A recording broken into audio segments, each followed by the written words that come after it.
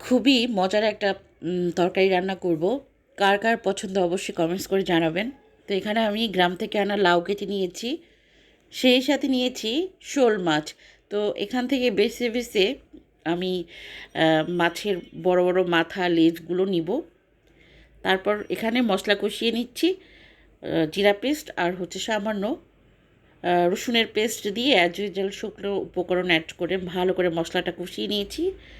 তারপর এই যে আমার শোল মাছের মাথা লেজ দিয়ে যে রান্নাটা হচ্ছে লাউ, তো মাছগুলো আমি মশলার সাথে বেশ ভালোভাবে কিন্তু কষিয়ে নিচ্ছি। আর আমি কিন্তু একটু ঝাল দিয়েছি, ঝাল দিলে তরকারিটা খেতে মনে হয় যে স্বাদটা বেড়ে যায়, যদিও আমার নর্মাল রান্নাবান্না এত ঝাল দিই না। তো এই যেহেতু আজকে মাছের মাথা কাটা রান্না করছি, তাই ঝালটা একটু বেশি দিয়েছি। তো আমি মাছগুলো কষিয়ে একটু বেশি করে পানি অ্যাড করে দিলাম। তো পানিতে জাল এলে লাউগুলো অ্যাড করে দিলাম।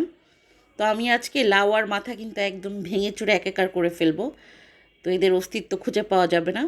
তো তারপর যেটা করলাম, ঢেকে দিলাম। ফাইনালি রান্না কিন্তু হয়ে গিয়েছে।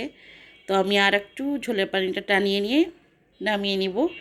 ভীষণ মজার হয়েছিল কিন্তু, হ্যাঁ, তো আমি একটু দেখিয়ে দিচ্ছি ফাইনাল লুকটা।